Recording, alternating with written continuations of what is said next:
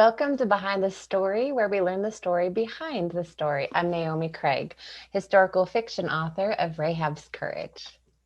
And my name is Lisa Renee. I'm from the Collaborative Press, where we help authors self-publish, and I'm also contemporary romance author of the Single Again series. So, Lisa, what are you up to right now? Okay, so No Filter is editing with my editor, and I am now going back to an old manuscript. Well, not that old. I wrote it in November. A 62,000 word manuscript, and I need to cut it down 7,000 words because my agent wants to submit it to Love Inspired. So that's where we're going. I could have either added more words or cut it. So it's been challenging, but fun. The good thing, it's not my baby, as in I wrote it for my agent. So I submitted a synopsis, an idea, and then a sample chapter. And they said, yeah, that's great. Write some more chapters. Yeah, that's great. Write the whole thing. So it's not like it was my first book and holding on to it so tightly that I'm not willing to make changes. But next time I'll know if I'm trying to go for a Love Inspired, I will just keep it to 55 to begin with. So, but yeah, so this first chapter that I worked so hard on and everything just got completely chopped off.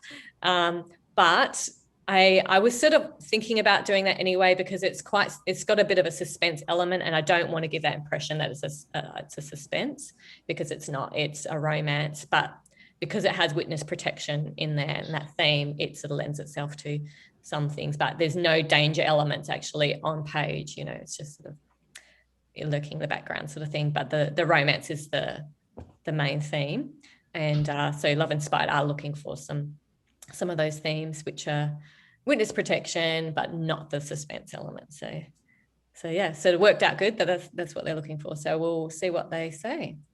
And what about you, Naomi? I'm just diving back into revisions for Ezekiel, finally. There's a lot to think about, like between, I don't even know how you do it with all that you put out. Like there's, when you do get a contract, you have the book that you're working on, Rahab's Courage, comes out in August. You have to do the marketing and the promoting for that. There's also like a freebie short story that you have to do. You also have to think about getting book number 2 ready. You have to think about promote, like it's just, there's so much that you just really have to be balanced. I think I can relate. With Toni later, we'll talk about balancing and, just making it all happen. One thing at a time. It's like a circle. Have you heard that analogy? It's not necessarily plates that you're juggling. It's like a wheel. So one day this is going to be the top priority, and then tomorrow something else might be top priority. So I'm realizing habits. Like I think it's reflecting me, like just some of the character, like the tendencies that my characters automatically go to because somebody's written that is is it's reflecting on me. So it's kind of like a soul searching time. Like I know I'm not the best at communicating what's in my head the very first time on paper. Like it's super clear to me, but I don't know if, obviously with the notes that I've been getting, it's not super clear. And I realize that's how I communicate in real life too. In my marriage. Well, apparently, we do speak a lot of subtext, and we're supposed to put a bit of that into our dialogue and to our characters. But then we've got the element of the internal dialogue, the monologue. So you might have subtext, but then you might reveal to the reader, what they're thinking, what they're holding back, or you might just show the subtext in the body language, and then it's sort of obviously, they're working it out. So it's that balance, definitely. So I mean, I process it in my own life. I process everything internally. So if there's some bad news or something or chaos going on, like I've already processed it. And then when I tell my husband, oh, this is going on, da da da da, but then he's hearing it for the first time, and he's like processing it. I've already processed it. Looks like I'm like whatever, like nothing bothers me. But yeah, I process it internally sort of thing. And so I come across as, just this steady, stable, non-emotional person. You know what I mean? But no, I do have emotions. But yeah, definitely when you're writing, you need to up the level and bring that out more, and the emotional showing or whatever. And there is a little bit of element of being a little bit more dramatic, for entertainment than you would in normal life. So, especially if you've got a little bit of comedy to it, or which a lot of my books do. And then there's this balance of not making the character like, oh, you drama queen, or something like that, but not having it too off-putting, but making it funny. So there's that balance. Yeah. Making them relatable without being like telling every single action, like, this is what John is doing now. Now he's going over here. Oh, yeah. Yeah. So that's easy for me to cut words that I can go through. delete. Don't need to do that. Walk to the fridge. Just they got a soda. But yeah, I have read some in critique groups. They were like, oh, you probably don't need all this stuff. Awesome. Well, on our last show, we had KD Holmberg, and she offered 2 paperbacks, very generous of her. It's a biblical fiction, The Egyptian Princess, a story of Hagar. And the winners are posted in our show notes, so check it out if you are there, and we will be in touch and get those paperbacks to you.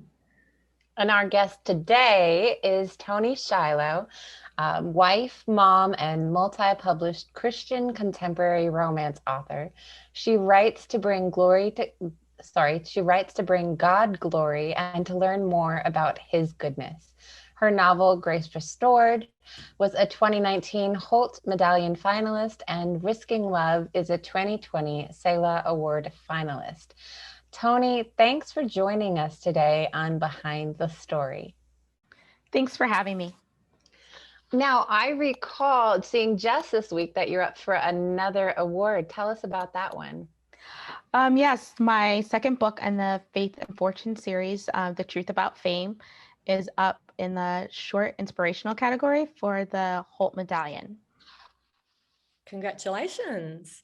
Thank you so much. For those who aren't familiar with you, tell us a bit more what you write and, your genre. So I write Christian contemporary romances.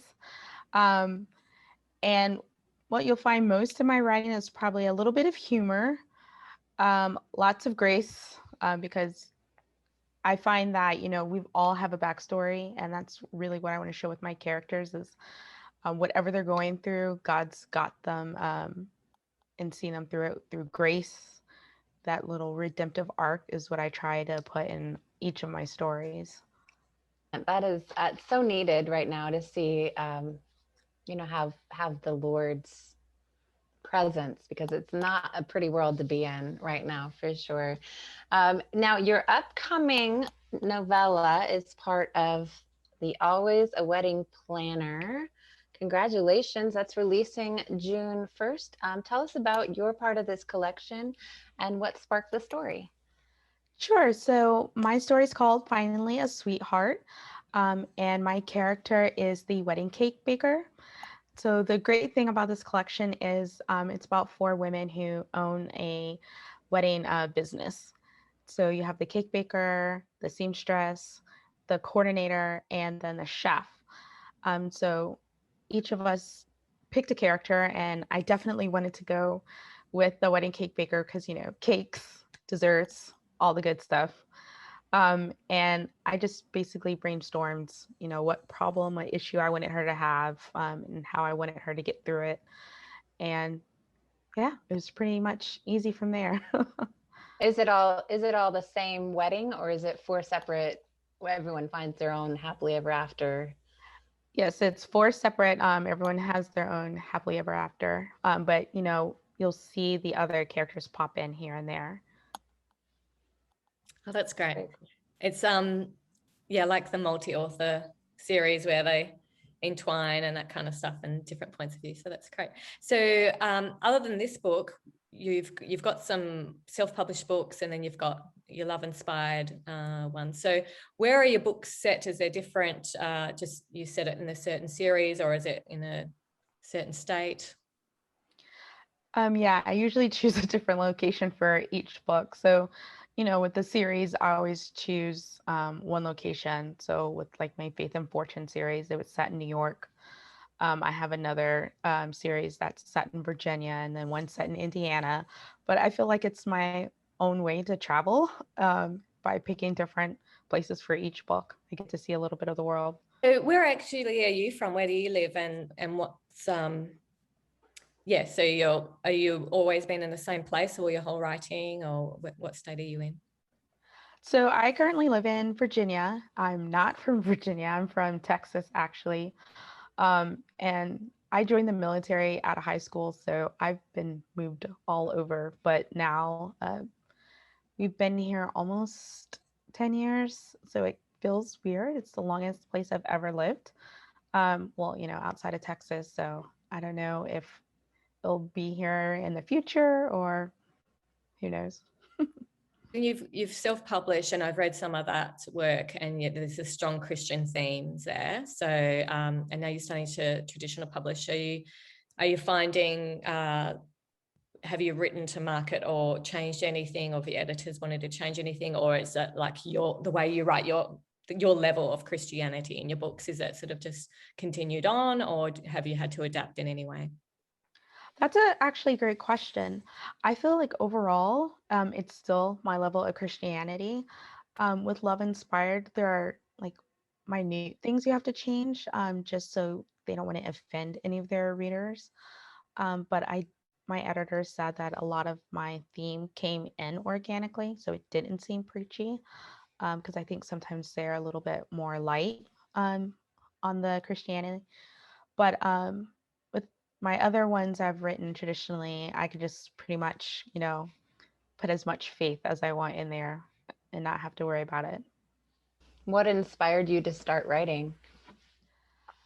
Um, so as an adult, life happens kind of thing. And I found myself re-examining my faith and where I stood, and I rededicated my life.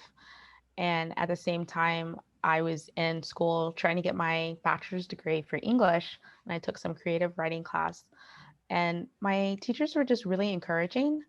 And I thought, like, wouldn't this be an awesome way to, give back to God kind of thing? Um, and I did, when I first, had the thought, I didn't know if I actually was really good. Teachers give you compliments. And you're like, well, maybe you're just biased. Maybe you're just trying to be nice to me. But eventually I was like, no, I think I can actually do this. How long has it been? When did you start writing? I started writing full time in 2014, and I started off with a novella because I thought, the smallest word count, if I could, write a full story, then maybe I could, go longer and write a full length novel eventually. Because up until that point, it was a lot of had an idea, started, and then just kind of stopped. What are your favorite hobbies and activities outside of reading and writing? So usually what I find myself doing is playing video games with my family. My boys will ask me to, play racing games or whatever the case may be with them.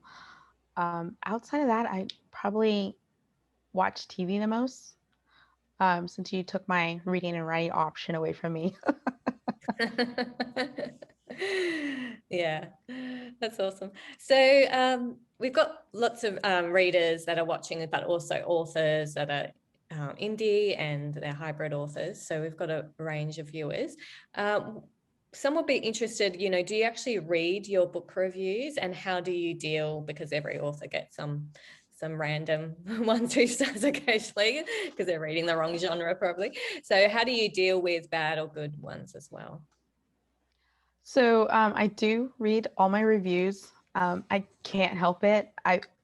Whenever I get a bad one, I always tell myself I should stop reading them, but then I end up reading them again. Usually I'll complain to a friend and be like, this is what they said. And my friend will either tell me to not read the review or say, that's not true. Like, it's, the review's completely false.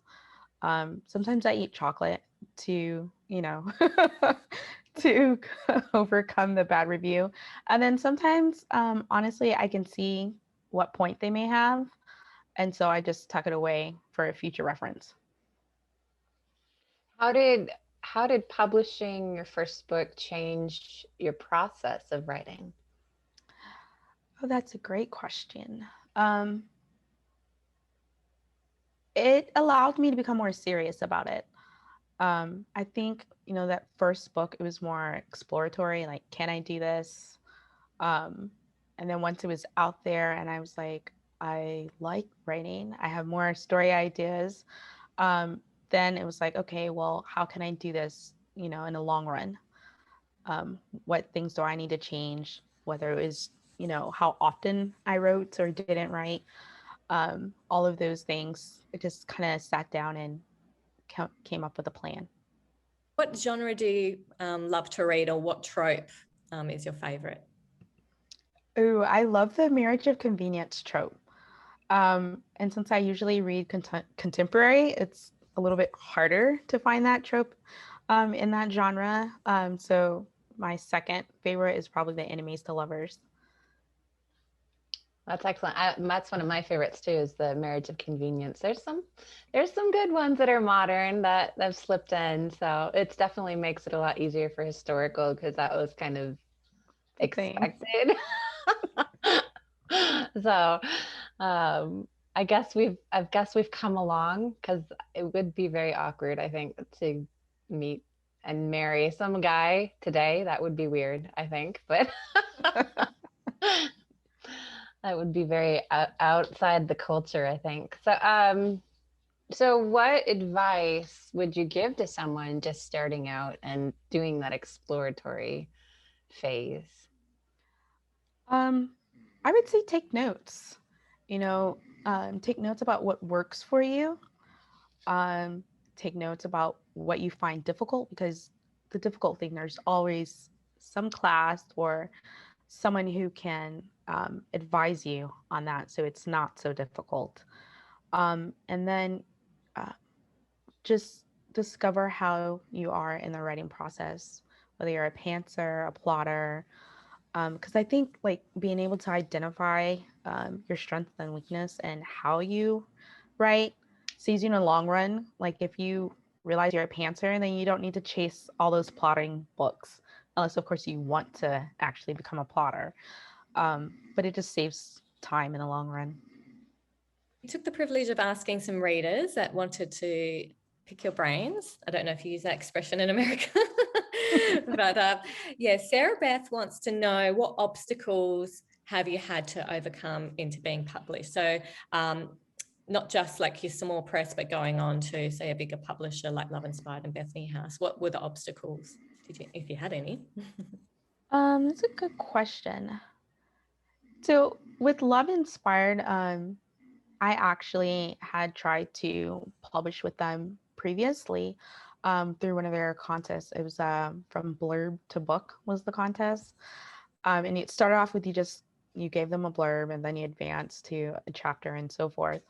Um, for me, I got a revise and resubmit, and I just couldn't figure out how to revise. I think in that case, it probably just wasn't the right timing.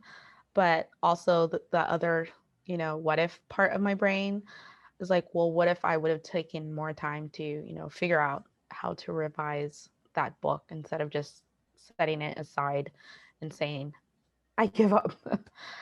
So I think the obstacle of not pushing through when you should.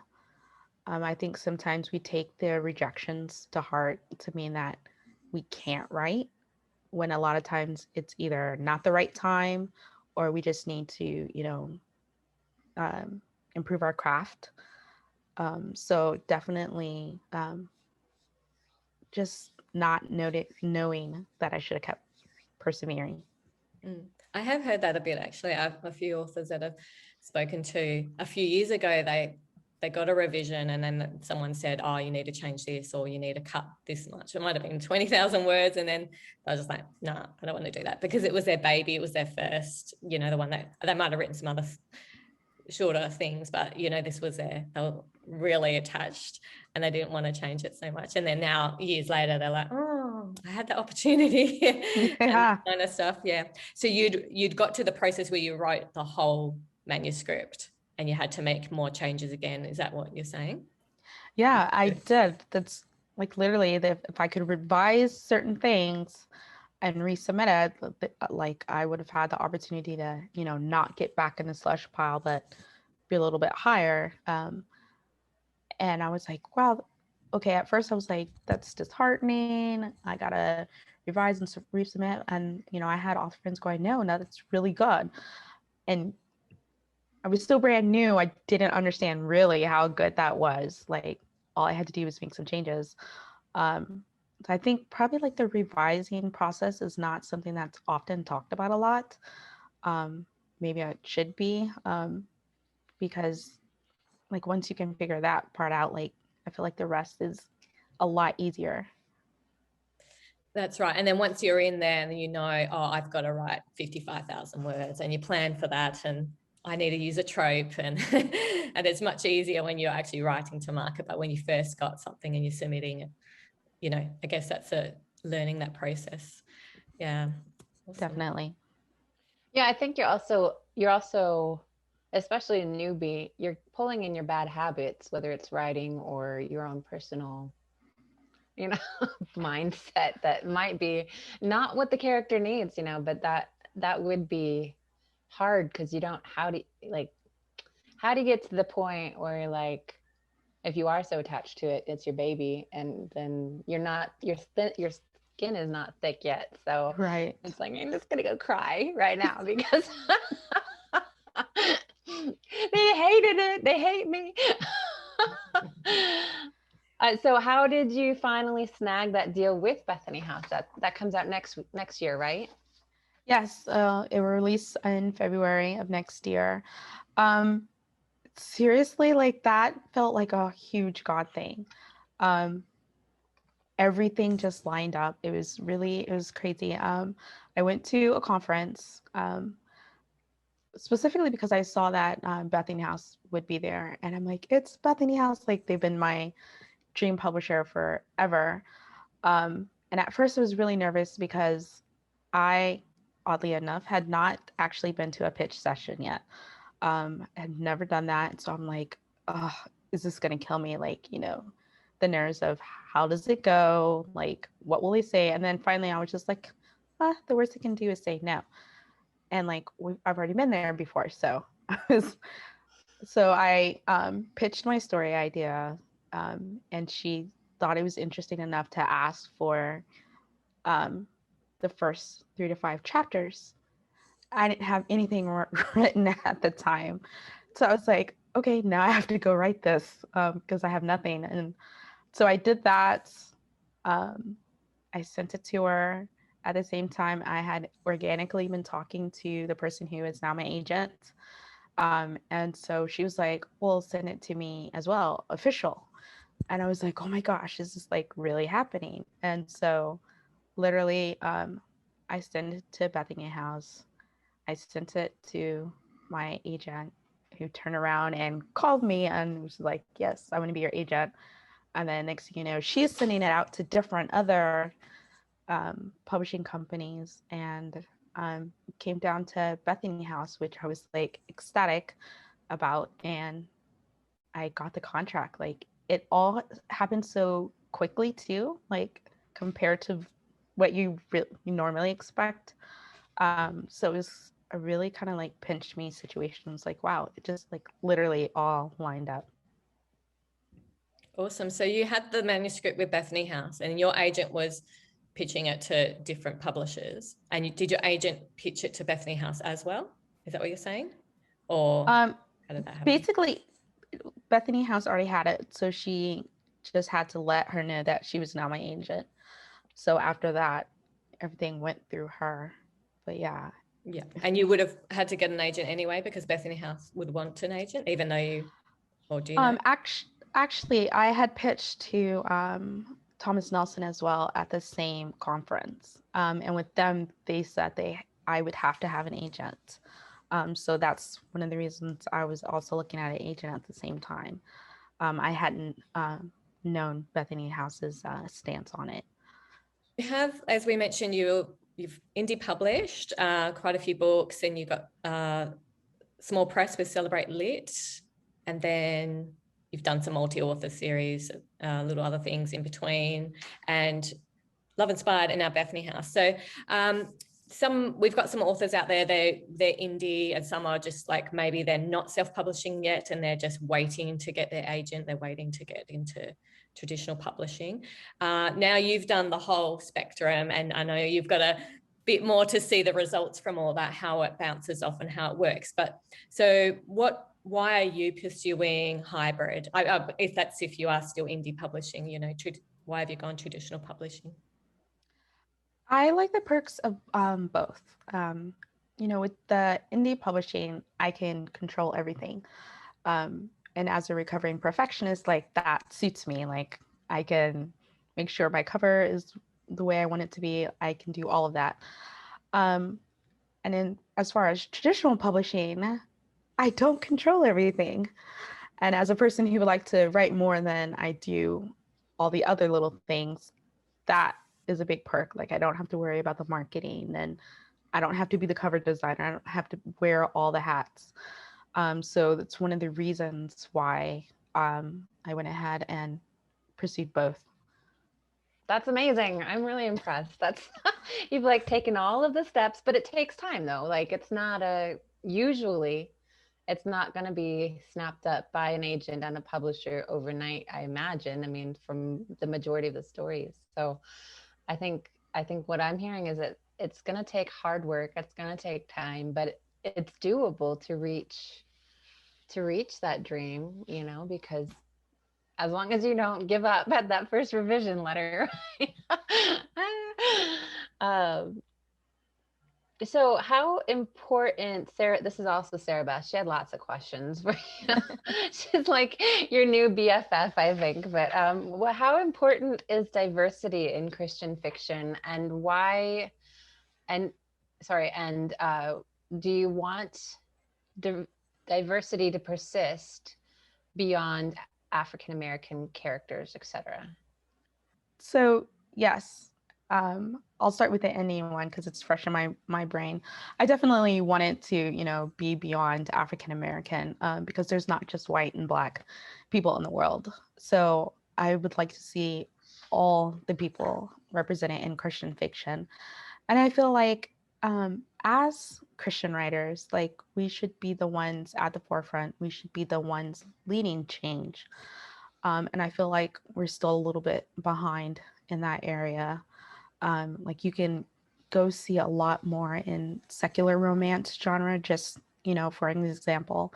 You can see stories of Asian Americans and Black Americans. But if you go in the Christian fiction section, it's like just woefully underrepresented. Well, we have heard people that have tried to write, they're Caucasian and they're trying to write, say, Asian American or whatever, and the traditional publishers are like, oh, okay, where if they were Asian themselves, the author, then that'll be fine. So there's this fine line. I mean, indie publishing, you sort of can do it how you like, as long as you've got your beta readers, making sure that you're doing it balanced, So, I mean, I've written a story which has mental health in there, and one of the characters has undiagnosed bipolar. So it's a sensitive issue, and I've got to make sure people who do have bipolar read this, and, making sure, and also that it lines up with psychology and all that kind of stuff.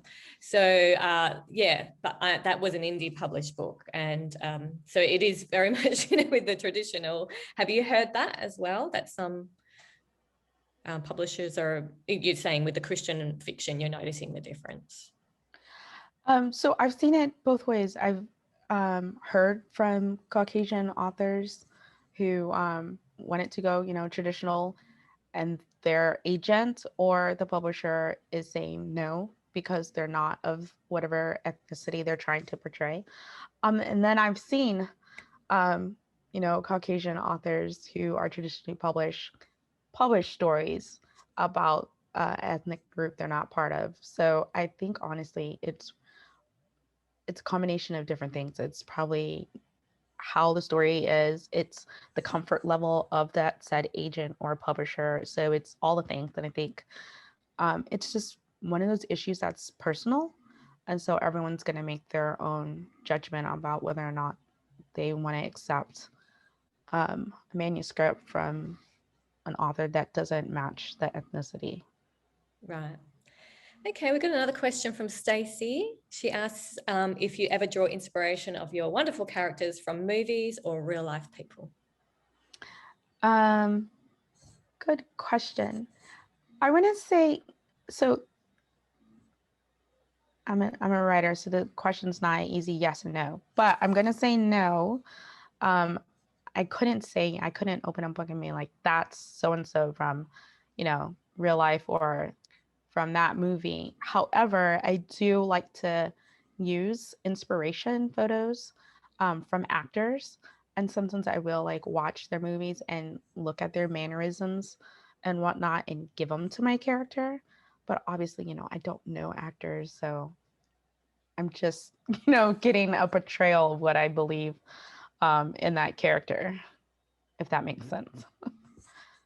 Yeah, absolutely. So Carolyn would like to know how you balance writing and planning independent writing and with your new traditional books. How do you balance everything? And also me, I want to know, you've got conferences and all kinds of crazy things happening. So how do you balance life? I have to-do lists. Really, that's the easiest answer is I have a running to-do list with dates. And what I do basically is I write a early deadline for everything. And then it gives me room if something happens in life or I know I can't meet that deadline, I still have space to, change it before the actual hard set deadline of turning something in. And that, I don't know, it just works for my mindset. So it helps me, know when I have to do a rough draft for, a love inspired story, knowing that I'm about to get maybe Bethany House edits, and then remember that I have a podcast at night, and then maybe an upcoming conference. So it sounds crazy sometimes, but on my to-do list, it works out. That's great. Awesome. Okay, so what are you actually working on now in the background? Like, what's your work in progress? So my current work in progress is a love-inspired story. I'm writing the first draft, knowing that I'm about to get edits from Bethany House. Cool. Is this part of a series? Did you sign up with a series with them or you just one book at a time? So originally I signed a 1-book contract, and that was the one that released in February. But then I recently signed a 3-book contract with them. And so the book I'm currently writing is going to be related to that book that released in February. And then the other 2 will start a brand new series. Well, thank you so much, Toni, for sharing with our viewers today on Behind the Story. What is your website? How can readers get a hold of you? It is ToniShiloh.com. Really sweet and simple, and all my social media links are on there. Perfect. I know Toni is also offering a free download if you sign up for her newsletter. So be sure and follow Toni on socials and make sure you like her and sign up for her free book. Definitely. So remember to check out the links in the comments to connect with Toni and her books, but she is actually offering a copy of Always a Wedding Planner. So awesome. So be sure to enter the draw and we'll announce it at next episode. In the links, Lisa and I both also have a novella for you. My biblical fiction on Desolate Heights is about Balaam and his talking donkey. And I've got a novella of Polarized Love. So we'll put those links in the show notes as well. Thank you so much for joining us on this edition of Behind the Story. Until next time, let us run with endurance the race that is set before us, looking unto Jesus, the author and finisher of our faith. Thanks for joining us. So thank you again for joining us today on Behind the Story with Naomi and Lisa. Don't forget to click on the links and subscribe to our YouTube channels, and you'll keep up to date with our author interviews. Have a great week. God bless.